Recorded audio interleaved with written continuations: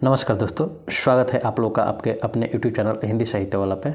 और आज की क्लास में हम लोग जूनियर स्तर कक्षा 6 से 8 तक के लिए जो उसका पाठ्यक्रम है उस पर हम लोग चर्चा करेंगे सीटेट से।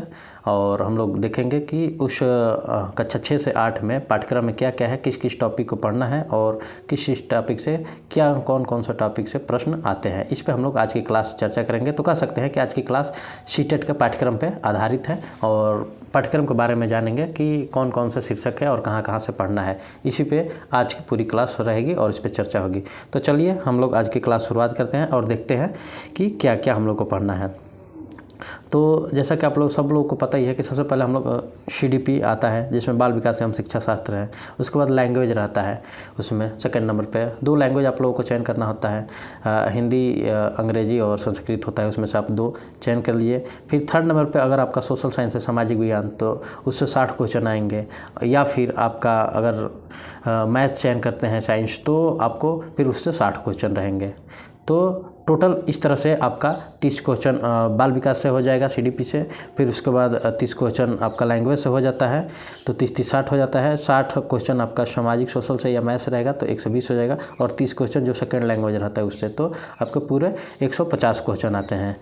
तो चलिए आज की क्लास शुरुआत करते हैं और हम लोग देखते हैं कि कहाँ कहाँ से आपका क्वेश्चन बनता है, किस टॉपिक से कौन कौन से शीर्षक से क्वेश्चन आते हैं। तो इस पे हम लोग आज की क्लास पूरी करेंगे। तो चलिए शुरुआत करते हैं। सबसे पहले हम लोग देखते हैं CDP बाल विकास और अध्यापन।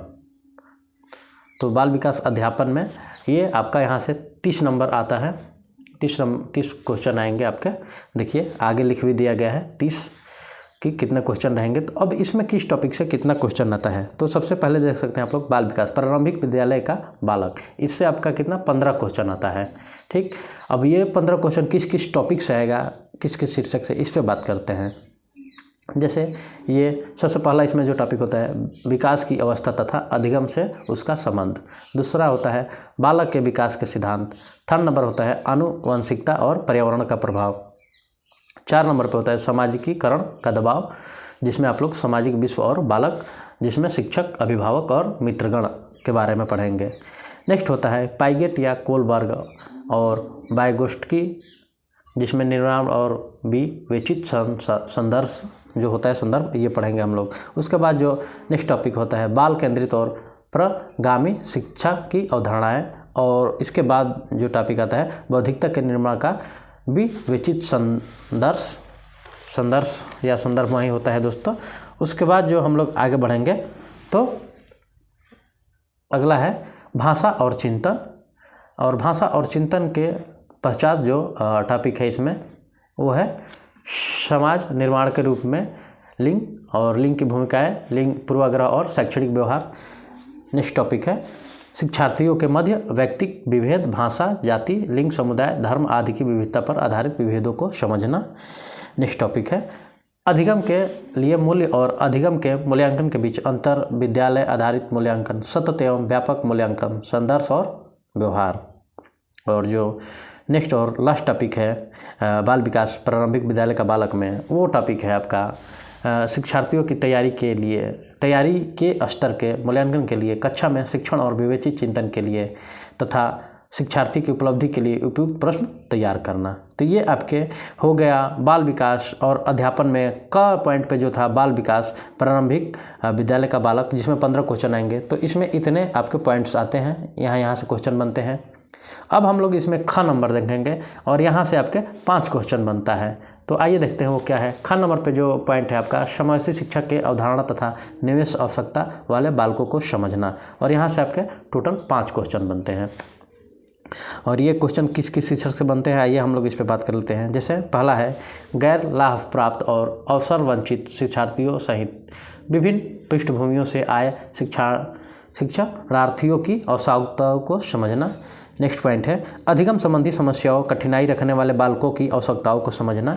और उसके बाद जो है मेधावी, सृजनशील, विशिष्ट प्रतिभावान शिक्षार्थियों की आवश्यकताओं को समझना। तो ये कुछ पॉइंट्स हो गए आपके समय से शिक्षा अवधारणा तथा निवेश आवश्यकता वाले बालकों को समझना में। अब इसके बाद जो नेक्स्ट पॉइंट आता है CDP में और ये जो लास्ट वाला पॉइंट है ये ग नंबर है, और ग नंबर पर क्या है, अध्ययन और अध्यापन। और इससे कितने आपके क्वेश्चन रहेंगे, तो 10। तो सबसे पहले टॉपिक से 15, दूसरे से 5, 20 हो गया, और यहाँ से 10, तो CDP के टोटल 30 क्वेश्चन आते हैं। आइए हम लोग अध्ययन और अध्यापन में इस शीर्षक में देखते हैं कि आपके कौन कौन से पॉइंट पढ़ने हैं। जैसे पहला है, बालक किस प्रकार सोचते हैं और सीखते हैं। बालक विद्यालय प्रदर्शन में सफलता प्राप्त करने में कैसे और क्यों असफल होते हैं। दूसरा है, शिक्षण और अधिगम की बुनियादी प्रक्रियाएं, बालकों की अध्ययन कार्य नीतियाँ, सामाजिक क्रियाकलाप के रूप में अधिगम के सामाजिक संदर्भ। और उसके बाद जो है कि एक समस्या समाधानकर्ता और एक वैज्ञानिक अन्वेषक के रूप में बालक। नेक्स्ट पॉइंट है, बालकों के अधिगम की वैकल्पिक संकल्पना, अधिगम प्रक्रिया में महत्वपूर्ण चरणों के रूप में बालक की त्रुटियों को समझना। और उसके बाद जो है पॉइंट, बोध और संवेदनाएं, प्रेरणा और अधिगम। और जो लास्ट वाला पॉइंट है वो है अधिगम में योगदान देने वाले कारक, निजी एवं पर्यावरणीय। तो यहाँ पे दोस्तों निजी एवं पर्यावरणीय रहेगा। तो आपका ये हो गया CDP का टोटल। यहाँ से इस पॉइंट से क्वेश्चन 30 पूछता है। आप लोग देखें 3 पार्ट में बांट के उसको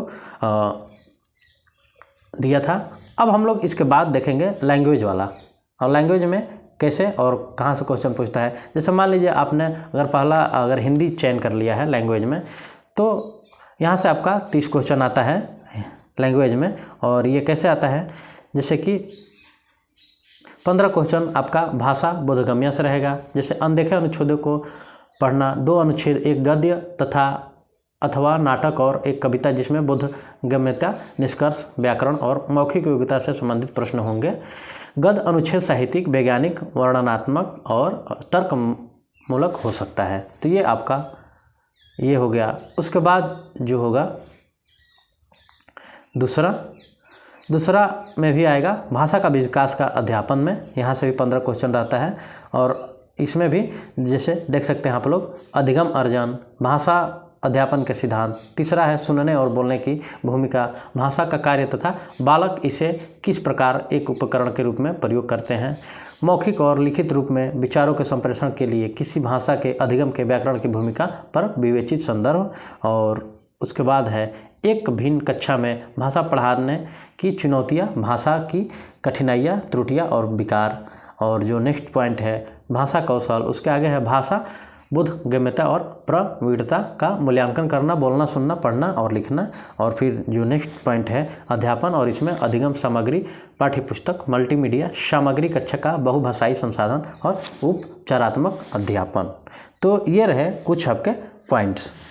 अब ये हो गया आपके लैंग्वेज की बात। अब अगर आप लोग अंग्रेजी चयन किए हैं दूसरे पे, तो उसमें भी सेम रहता है। उसमें भी 2 अनदेखे आपके गद्य आएंगे, जिसमें आपको बोधगम्यता, निष्कर्ष, व्याकरण उसी पे आधारित। जैसे अभी हम लोग ये सेम पढ़े ना, इस भाषा को देख लीजिए, ये भाषा में 15-15 नंबर 2 पार्ट में आपका बांट के दे रहा है क्वेश्चन। सेम टू सेम ऐसे ही दूसरा जो लैंग्वेज रहेगा उसमें से दोनों पक्ष से आपके क्वेश्चन बनता है। सेम पॉइंट रहेगा, सेम शीर्षक रहेंगे और सेम आपके पॉइंट रहेंगे। तो फिर से हम दोबारा उसको चर्चा करने उचित नहीं समझे, क्योंकि अब भाषा फर्स्ट में ये आपका सेम है, और यही सेम टू सेम आपका सिलेबस भाषा सेकेंड के लिए भी होगा, चाहे आप भाषा सेकेंड पे जो भी चयन कर रहे हैं। ठीक, तो आपका वो चीज़ें रहेगी। ठीक, अगर आप लोग समझ गए हैं सेम टू सेम पॉइंट रहता है, तो चलिए अब हम लोग आगे बढ़ते हैं। और अब हम लोग बात करेंगे आपका GS वाले पॉइंट पे। GS से मतलब है एक सामाजिक अध्ययन वाले या सामाजिक विज्ञान वाले।